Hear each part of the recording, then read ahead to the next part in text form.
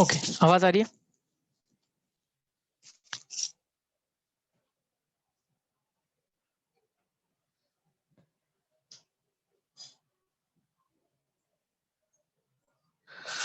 Okay,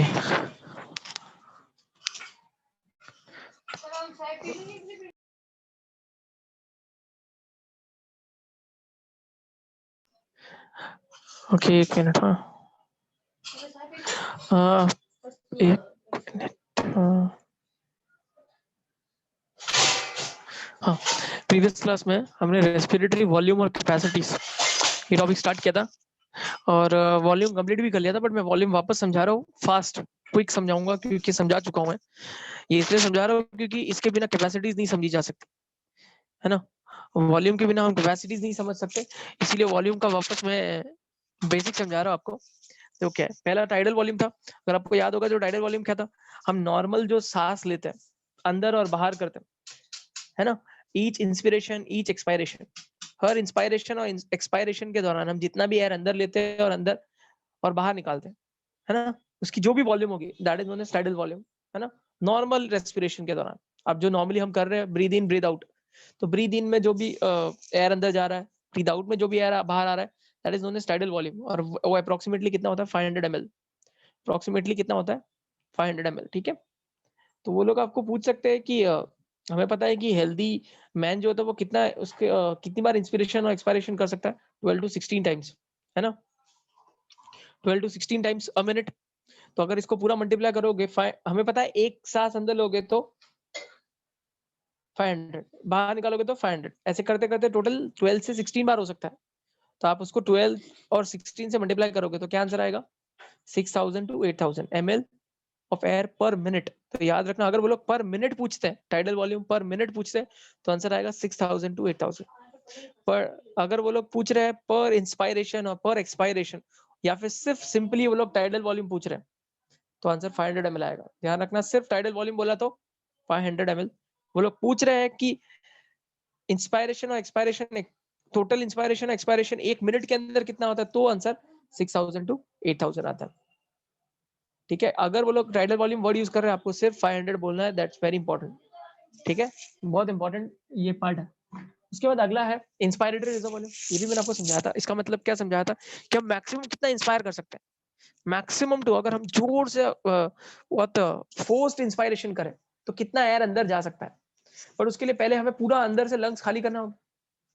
अगर हमें सांस एकदम से अंदर लेनी है पूरा, हमें देखना है कि हमारा इंस्पायरेशन का ताकत कितना है, तो उसके लिए हमें पहले लंग्स को खाली करना होगा। तभी तो हमें पता चलेगा कि हम एक साथ कितना एयर अंदर ले सकते हैं। उसके लिए लंग्स जितना हो सके उतना खाली करना पड़ेगा।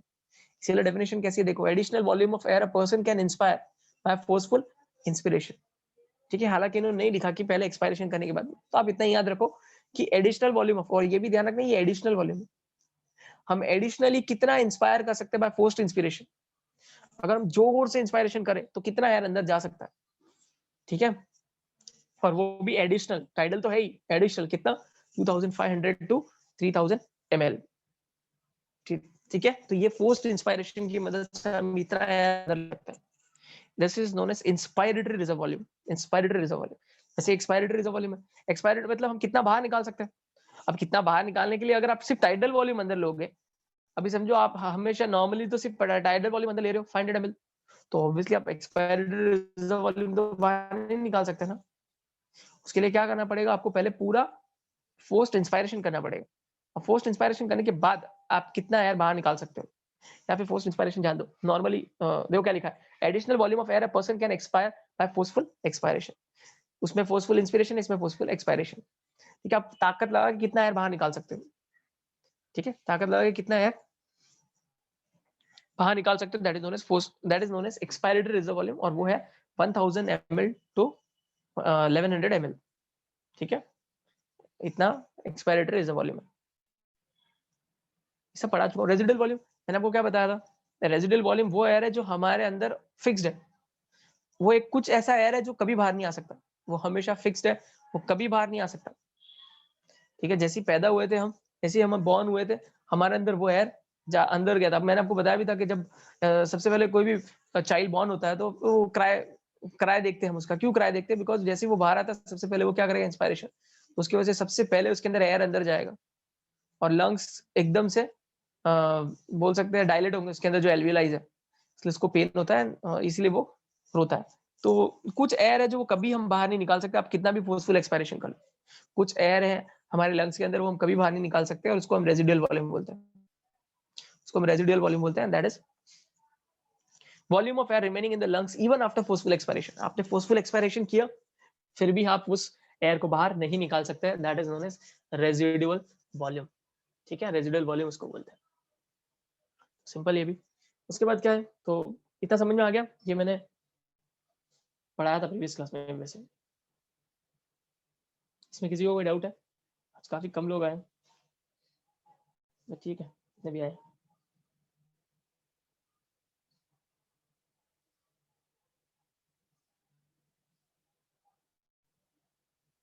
क्या समझा?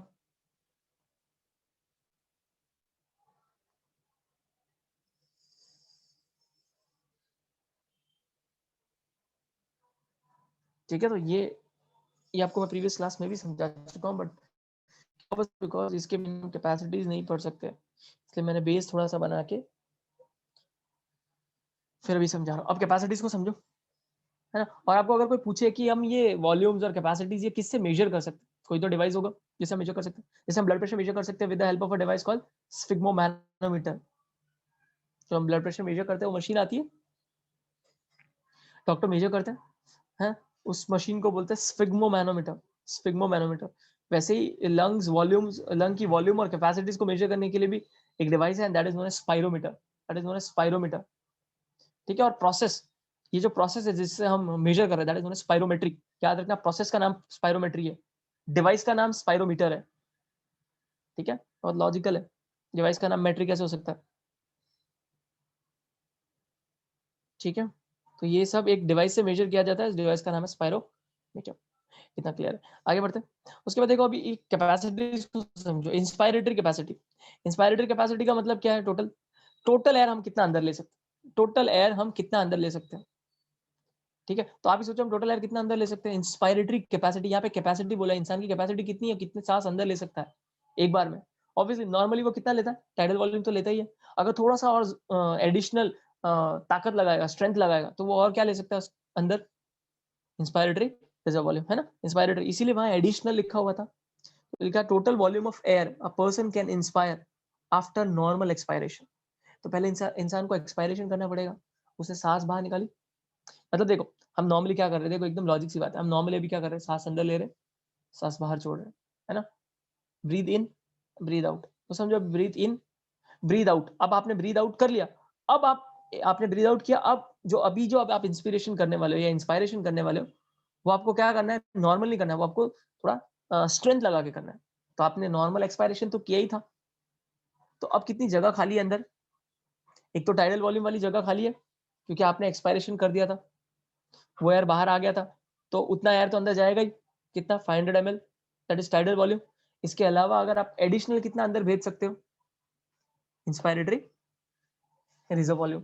तो अगर दोनों को ऐड कर लोगे आप, tidal volume plus inspiratory reserve volume, उसको मिला के बोलते हैं इंस्पायरेटरी कैपेसिटी। इंस्पायरेटरी कैपेसिटी पूरा डेफिनेशन याद रहना चाहिए, volume of air a person can inspire after a normal expiration.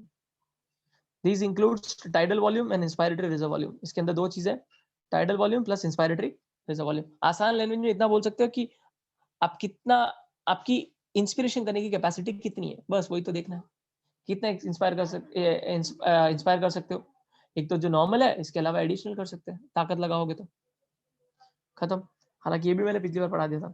Expiratory capacity, वापस वही बोल रहे हैं, एक्सपायरेटरी कैपेसिटी मतलब हम कितना बाहर निकाल सकते हैं, एक्सपायरेटरी, है ना, कितना ब्रीद आउट कर सकते हैं मैक्सिमम से मैक्सिमम। तो उसके लिए पहले नॉर्मल इंस्पिरेशन करना पड़ेगा, नॉर्मल इंस्पिरेशन किया तो नॉर्मल एक्सपायरेशन जितना एयर बाहर निकाल सकते हैं। पहले तो नॉर्मल इंस्पिरेशन में कितना करते हैं हम, टाइडल वॉल्यूम, तो बाहर भी कितना निकलेगा, टाइडल वॉल्यूम बाहर निकल गया। और अगर हम हम अगर स्ट्रेंथ लगाएंगे, हम एडिशनल मसल्स को यूज करेंगे रेस्पिरेशन के, तो हम और थोड़ा सा एयर बाहर निकाल सकते हैं। एंड वो थोड़ा सा एयर जो हम बाहर एक्स्ट्रा निकालते हैं, that is known as expiratory reserve volume. Expiratory reserve volume, therefore expiratory capacity क्या हो जाएगा, total volume of air a person can expire after normal inspiration और नॉर्मल इंस्पायरेशन। इसके अंदर क्या इंक्लूडेड है, tidal volume plus expiratory reserve volume, ये दो तो बहुत इजी है। समझा? यहाँ तक कोई डाउट है? ये प्रीवियस क्लास में ये भी बताया था मैंने। यहाँ तक कोई डाउट है आप लोगों को तो बताओ।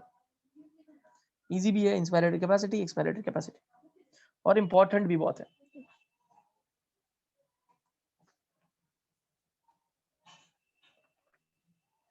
कुछ डाउट है इसमें? ओके, तब तक ये आगे का पढ़ो 2 में। चाय पीता हूँ, मैं चाय पी लेता, तब तक आप लोग सिर्फ ऐसी ऊपर ऊपर से पढ़ लो खाली।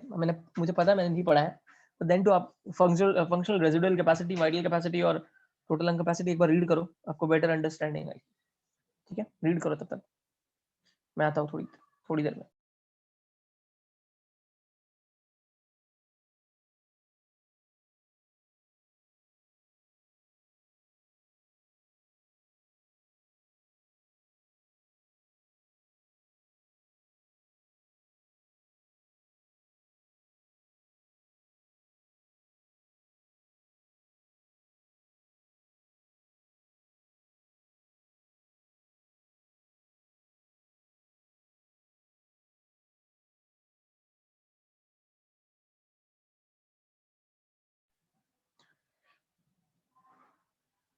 ओके,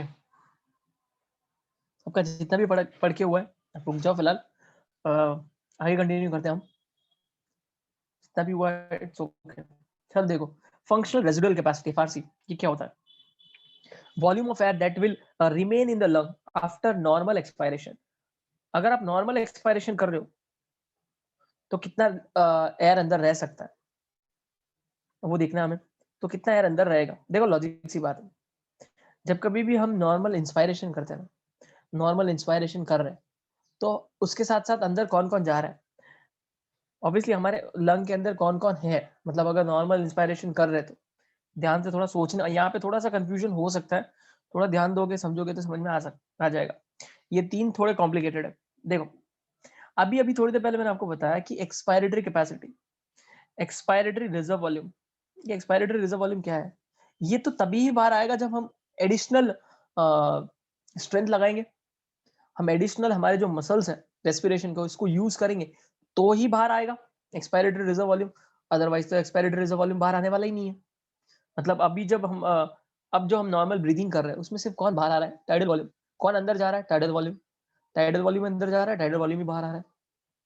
इसका मतलब अंदर कौन है? कौन है अंदर? एक तो रेजिडुअल वॉल्यूम जो कभी बाहर नहीं आती, कितनी भी ताकत लगा लो वो कभी बाहर नहीं आएगा। और कौन है अंदर? एक्सपायरेटरी रिजर्व वॉल्यूम, वो भी तो अंदर है, क्योंकि वो तो तभी बाहर आएगा जब आप एक्स्ट्रा ताकत लगाओगे, है ना? अभी नॉर्मली तो बाहर आ नहीं रहा है, और नॉर्मली बाहर नहीं आया, मतलब वो भी अंदर ही है। मतलब अंदर एक्चुअली 2 है, 2 वॉल्यूम है जो अंदर लंग्स के अंदर है। एक तो रेजिडुअल वॉल्यूम, तो वो तो वैसे भी कभी बाहर नहीं आता। और कौन है अंदर नॉर्मली अभी? एक्सपायरेटरी रिजर्व वॉल्यूम, वो तो आप एक्स्ट्रा ताकत लगाओ तो ही बाहर आएगा, इसका मतलब है वो अंदर है। तो मैं बोल सकता हूँ कि अभी फिलहाल अंदर एक तो रेजिडुअल वॉल्यूम है, दूसरा एक्सपायरेटरी रिजर्व वॉल्यूम है ना। तो बस यही इसका मतलब है। देखो क्या है, ये लोग बोल रहे हैं कि अगर आप नॉर्मल इंस्पायरेशन, अब अगर आप नॉर्मल एक्सपायरेशन करोगे, आपने अभी नॉर्मली ब्रीद आउट किया, तो अगर आप नॉर्मली ब्रीद आउट कर रहे हो तो पीछे कितना एयर अंदर रह गया? देखो, अगर मैं आपको बोलूं कि अगर आप फोर्सफुल एक्सपायरेशन करो तो कितना एयर अंदर रह गया, तो वो सिर्फ रेजिडुअल वॉल्यूम रह जाएगा अंदर, क्योंकि आप कितनी भी ताकत लगाओ रेजिडुअल वॉल्यूम कभी बाहर नहीं आने वाला है ना। तो अगर मैं आपको बोलूं कि अगर आप नॉर्मल मेरी बात ध्यान से सुनना, थोड़ा सा कॉम्प्लिकेटेड है। अगर आप नॉर्मल एक्सपायरेशन करो तो कितना एयर अंदर रह गया? एक तो रेजिडुअल वॉल्यूम जो कभी बाहर नहीं आने वाला, और एक एक्सपायरेटरी रिजर्व वॉल्यूम जो मैंने एक्स्ट्रा ताकत लगाई नहीं तो आएगा क्यों बाहर? तो 2 अलग अलग क्वेश्चन है। अगर आपको कोई पूछे कि अगर आप फोर्स्ड एक्सपायरेशन करते हो तो पीछे रह गया उसका नाम क्या है? अगर आप फोर्स्ड एक्सपायरेशन कर रहे हो और पीछे रह गया उसका नाम क्या है? रेजिडुअल वॉल्यूम, इसका नाम है रेजिडुअल वॉल्यूम। बट अगर आप नॉर्मल एक्सपायरेशन कर रहे हो, आप नॉर्मल एक्सपायरेशन कर रहे हो तो पीछे कौन रह गया? तो पीछे जो रह जाएगा उसको बोलते हैं functional residual capacity. Functional residual capacity, कौन रह जाएगा पीछे? ERV plus RV. बताओ समझा या कंफ्यूज हो गया? इतना बताओ।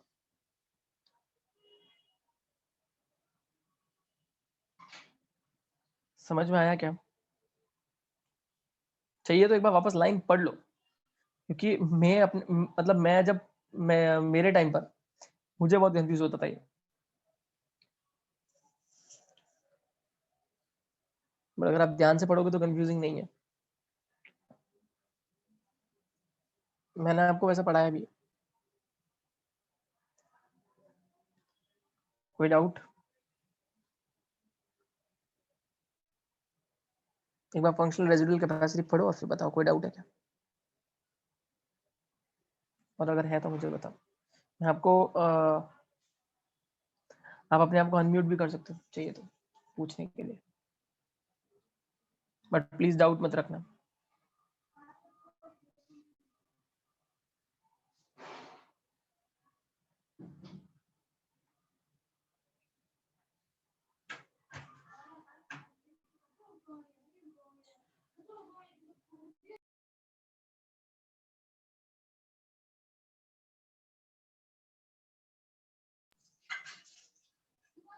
पढ़ा?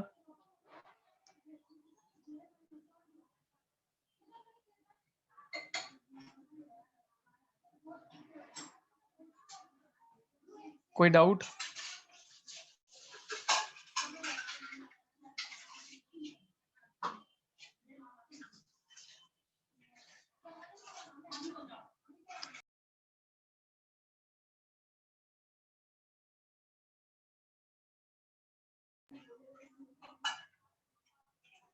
ओके, 2 रिप्लाई आ गया एटलीस्ट, तो मोर देन इनफ है। आई होप क्लियर है कि आपको समझ में आ गया कि फंक्शनल रेजिडुअल कैपेसिटी क्या होता है। 2 लोगों का तो रिप्लाई आया एटलीस्ट, तो I think more than enough है, काफी है। चलो, हाँ, फंक्शनल रेजिडुअल कैपेसिटी का मतलब मैंने आपको समझा दिया कि अगर आप नॉर्मल एक्सपायरेशन करोगे तो पीछे एयर कितना लंग के अंदर रह जाएगा, that is known as functional residual capacity. और अगर आप फोर्स्ड एक्सपायरेशन करते हो उसके बाद कितना अंदर रह जाता है, that is known as residual volume. Please ध्यान रखना, ठीक है? एक वॉल्यूम एक कैपेसिटी है, डिफरेंस है। आपको पता है ना कैपेसिटी का मतलब क्या है? जब आप वॉल्यूम्स को ऐड करते हो ना, तो that is known as capacity. आप देख सकते हो जब वॉल्यूम, जब हमने बोला था वहां पे कुछ भी आपको ब्रैकेट में कहीं पे भी आपको ऐड करता हुआ कुछ भी नहीं मिलेगा, बट आप देखो जहां से आपने कैपेसिटी पढ़ना स्टार्ट कर दिया, तो कैपेसिटी पे देखो पहला वाला क्या है, टीवी प्लस आईआरवी। दूसरा क्या है, टीवी प्लस ईआरवी। अभी जो तीसरा पढ़ा है मैंने उसका क्या है, ईआरवी प्लस आरवी। सब कुछ ऐड होके आ रहे हैं। तो जब वॉल्यूम्स ऐड होते हैं ना, उनको हम कैपेसिटी बोलते हैं। ठीक है? अगर आपको कोई पूछे कि कैपेसिटीज क्या होता है, तो कैपेसिटीज का मतलब क्या होता है, जब आप कोई भी रेस्पिरेटरी वॉल्यूम्स को ऐड करते हो और उससे जो आता है, that is known as pulmonary capacities. Pulmonary because lung है, ठीक है? और ये सब का बहुत इंपॉर्टेंस होता है डायग्नोसिस में, एक्चुअली क्लिनिकल डायग्नोसिस। अभी आपको वो सब नहीं करना है, ठीक है? ओके, अगला क्या है, वाइटल कैपेसिटी। वाइटल कैपेसिटी देखो क्या लिखा है, maximum volume of air a person can breathe in after forced expiration. अब सोचो, स्टेटमेंट से पता चलता है, वो लोग बोल रहे फोर्स्ड एक्सपायरेशन किया आपने। अब आप सोचो, अगर आपने फोर्स्ड एक्सपायरेशन किया तो पीछे क्या रह गया, सिर्फ आरवी। समझना, मैं जो बोल रहा हूँ उस बात पे ध्यान देना। अगर आपको कुछ भी डिस्टर्बेंस हो रहा है या कुछ भी प्रॉब्लम हो रही है, प्लीज मुझे बताना, ठीक है? ओके, तो देखो, अगर आप फोर्स्ड एक्सपायरेशन कर रहे हो, फोर्स्ड एक्सपायरेशन कर रहे हो, तो इसका मतलब है कि अभी पीछे रह गया कौन, सिर्फ? चलो बताओ कौन रह गया पीछे, लंग्स में कौन रह गया अगर आपने फोर्स्ड एक्सपायरेशन किया तो? अगर आपने फोर्स्ड एक्सपायरेशन किया तो पीछे कौन रह गया? जस्ट अभी थोड़ी देर पहले बताया था, प्लीज मैसेज।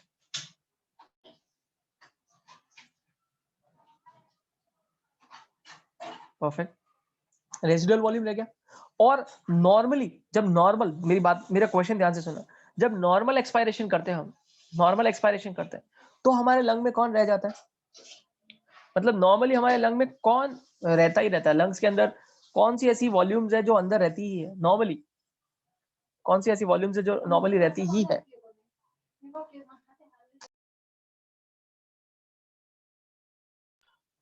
ओके, अच्छी बात है ना? तो इतना तो नॉर्मली रहता ही है, that is ERV plus RV, है ना? ERV plus RV.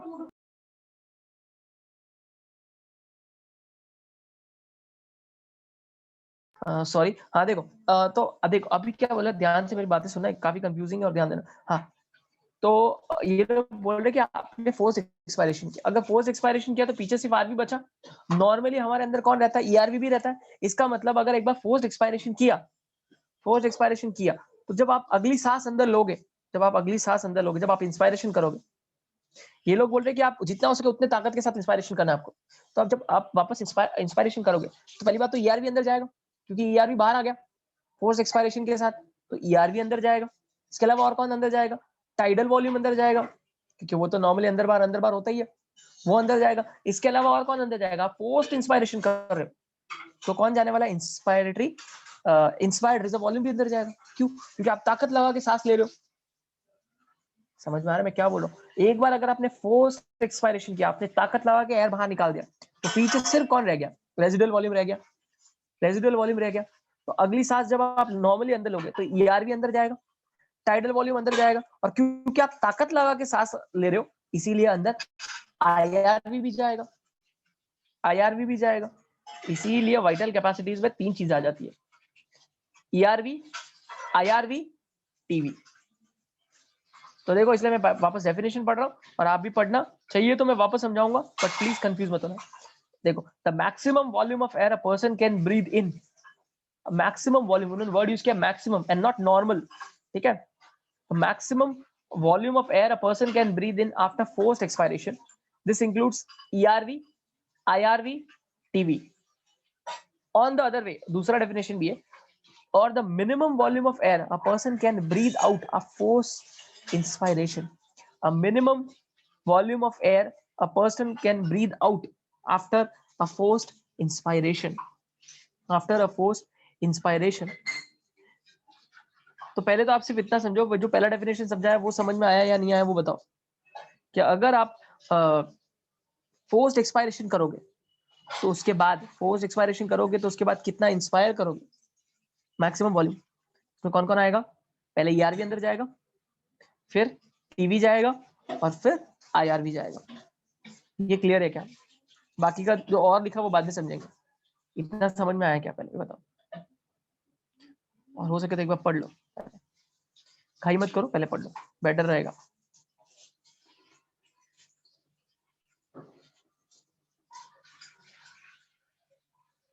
पढ़ो और फिर मुझे बताओ।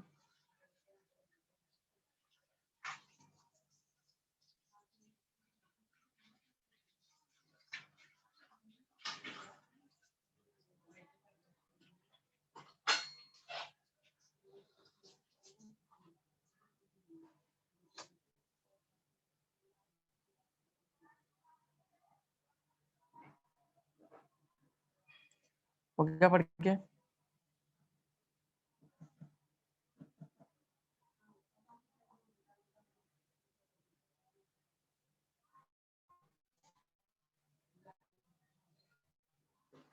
ओके, तो आई थिंक क्लियर है। मैं वापस बोलूंगा, ये घर पे हो सके तो वापस पढ़ना 3-4 बार कंटिन्यूस। मैं तो बोलूंगा 1 हफ्ता रोज पढ़ना। अरे आपको आता है, प्लीज रोज पढ़ना। अगर आपका ड्रीम अगर नीट का सीट है तो डिपेंड, क्योंकि ये ज्यादातर कंफ्यूजिंग पार्ट है। अभी याद रहेगा, वापस भूल जाते हैं, डिपेंड करता है सबको अलग अलग, बट देन टू।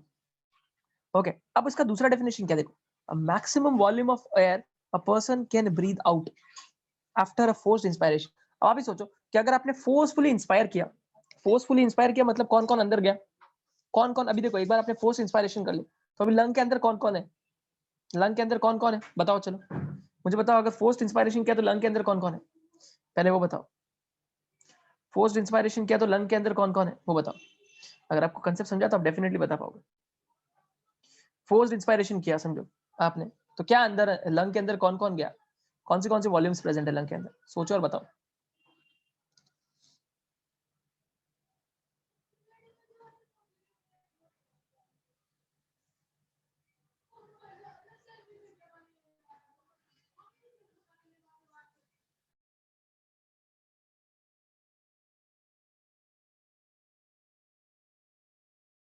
बहुत सोच समझ के आंसर देना पड़ेगा, आसान नहीं है, सोचो फिर आंसर करो। अगर आपका कंसेप्ट क्लियर है तो आप आंसर बता पाओगे।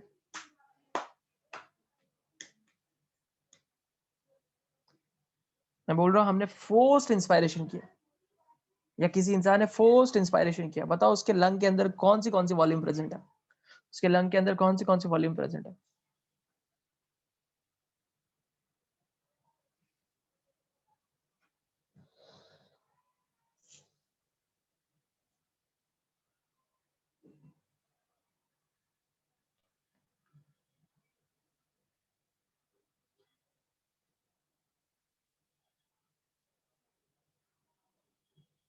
कोई तो बताओ, आवाज आ रही है मेरी?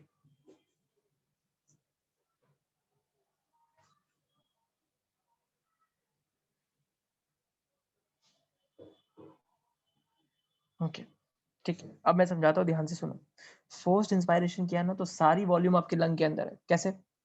देखो, रेजिडुअल वॉल्यूम तो रहता ही है बाय डिफॉल्ट, ईआरवी भी रहता ही है।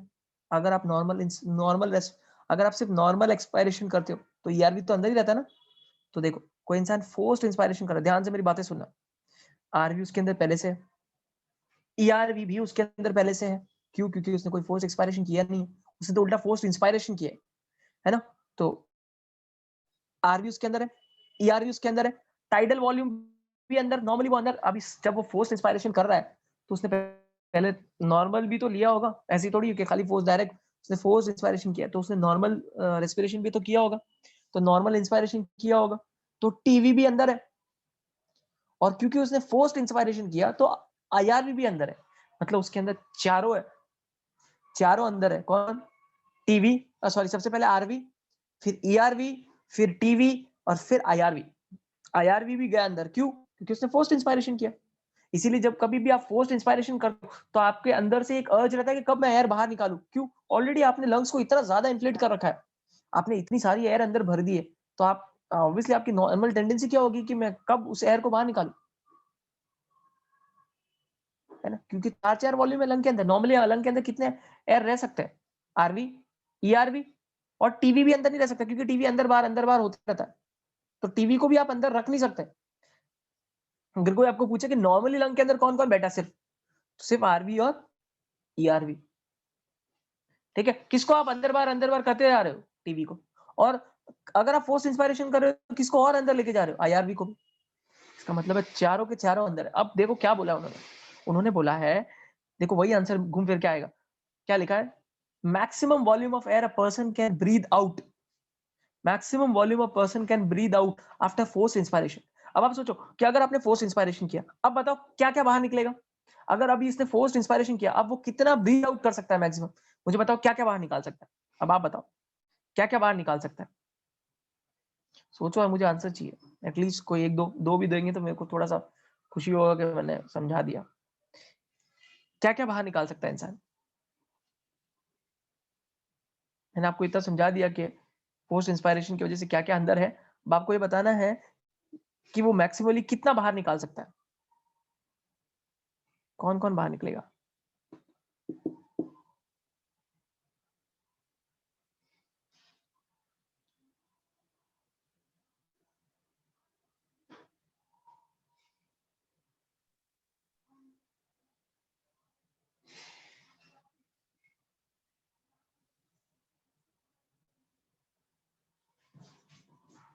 ट्राई तो अच्छा है।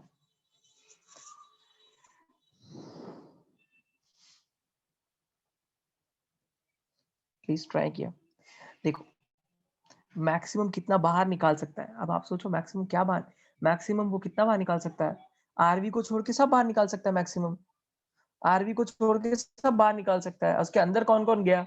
आइए, सबसे पहले कौन अंदर था? आरवी। ध्यान से मेरी बातें सुनो, पहले ही बोला था कंफ्यूजिंग है, थोड़ा सा ध्यान से सुनो। आरवी है, ईआरवी है, टीवी है, आईआरवी उसने लिया अंदर क्योंकि उसने फोर्स इंस्पायरेशन किया था।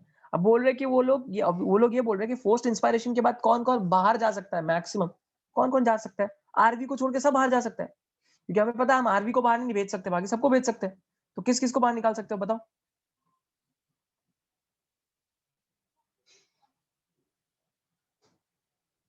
किस किस को बाहर भेज सकते हो?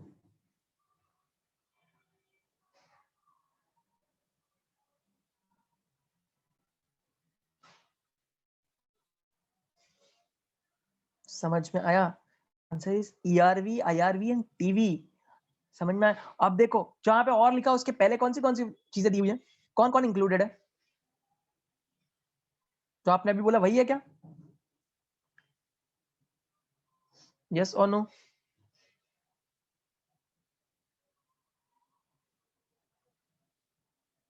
समझ में आया? तो आप दोनों डेफिनेशन सही है वो, तो इसीलिए बोल रहा हूँ कि थोड़ा सा कॉम्प्लिकेटेड है।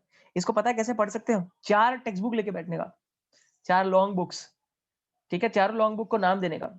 पतला मोटा करने की जरूरत नहीं है क्योंकि सबकी वैल्यूज अलग अलग है। तो अगर आपके पास पतली मोटी बुक्स है तो और अच्छी बात है। लॉन्ग बुक्स जो आती है, अगर एक 100 पेज की, एक 150 पेज की, एक 300 पेज की, एक 400 पेज की, अगर ऐसी बुक्स है तो बहुत अच्छी बात है। तो हम सबका अलग अलग नाम रख सकते हैं, है ना।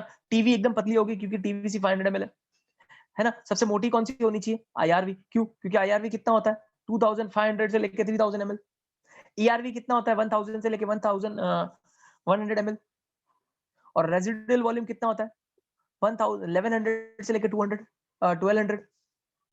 चार टेक्स्ट बुक यूज करने का, चार टेक्स्ट बुक। अब ध्यान से देखो, उन चार टेक्स्ट बुक का नाम दे सकते हो सबको।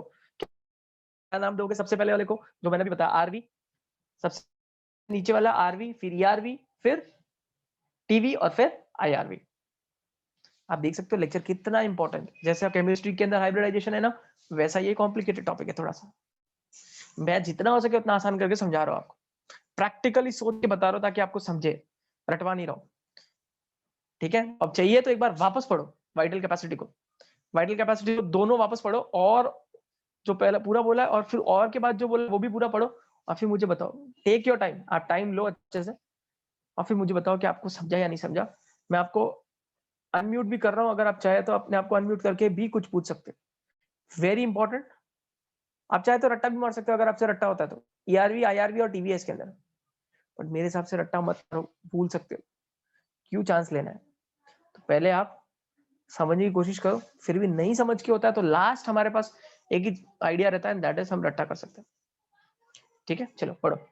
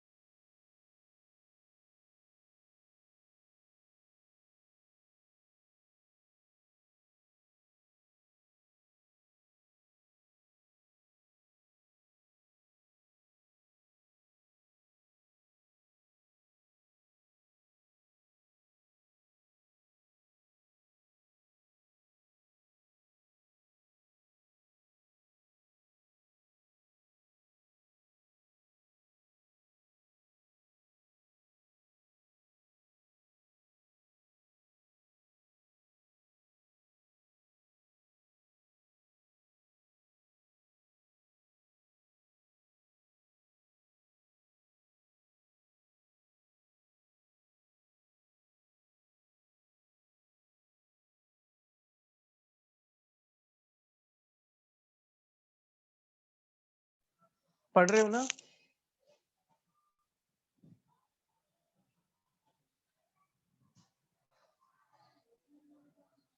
हाँ पढ़ो, जितना हो सके अपने आप अपने ब्रेन को यूज करके जितना हो सके उतना समझने की कोशिश करो। दो अलग अलग तरीके से दिया है, दोनों आसान है।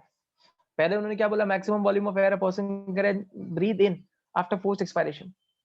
फोर्स्ड एक्सपायरेशन किया तो मैंने क्या समझाया था? फोर्स्ड एक्सपायरेशन कभी भी करते हो तो पीछे कौन रह जाता है? सिर्फ दिमाग में कुछ कंसेप्ट बिठा के रखो। फोर्स्ड एक्सपायरेशन के पीछे कौन बचता है? आरवी।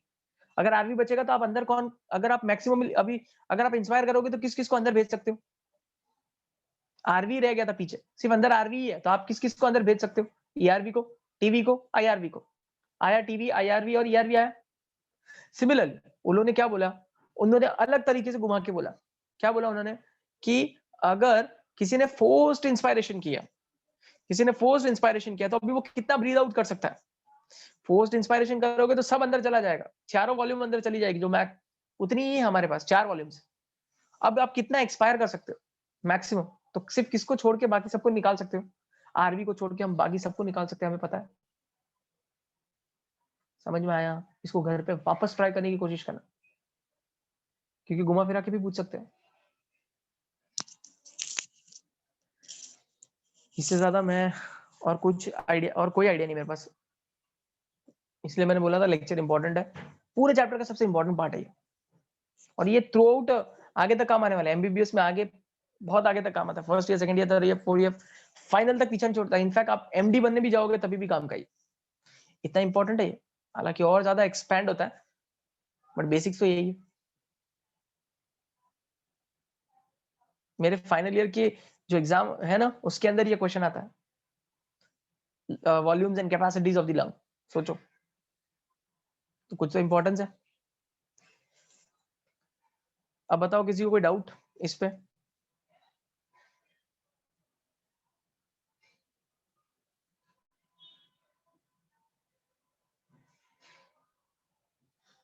यार सो तो नहीं रहे हो ना, क्यों एक जिन का रिप्लाई है सिर्फ?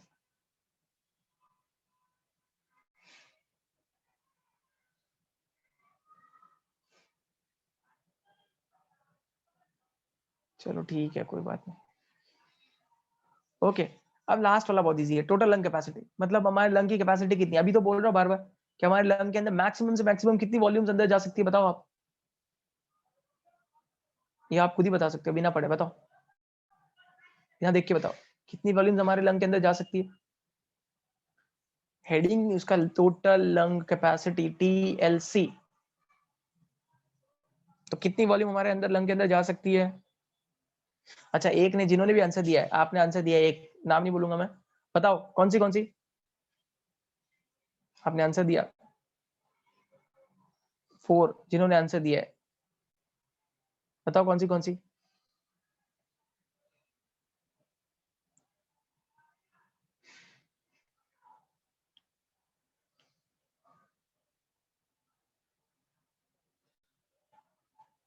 परफेक्ट, है ना? तो टोटल, ये लोग हेडिंग की क्या है, टोटल लंग कैपेसिटी। मतलब हम इंस्पायर, मैक्सिमम फोर्स इंस्पायर करेंगे तो हमारे लंग, या फिर हम ऐसा डेफिनेशन बोल सकते हैं कि हमारे लंग की ताकत कितनी, कितनी एयर मैक्सिमम से मैक्सिमम अंदर जा सकती है। आप ऐसा नहीं बोल सकते कितनी हाँ, ऐसे ही बोल सकते हैं कि कितना हमारे लंग का कैपेसिटी, वो कितना एयर अंदर रख सकता है, कितना रख सकता है। आरबी तो ऑलरेडी रहता ही है, ईआरबी भी नॉर्मली अंदर ही रहता है ना? आप सांस लोगे, नॉर्मल सांस लोगे तो टीवी अंदर जाएगा, और फोर्स्ड इंस्पायरेशन करोगे तो आईआरबी भी अंदर चला जाएगा। इसका मतलब है हमारे लंग की कैपेसिटी कितनी है, कौन से वॉल्यूम को एक साथ रख सकता है वो, ज्यादा इन चारों को। तो वही लिखा है, the total volume of air accommodated in the lungs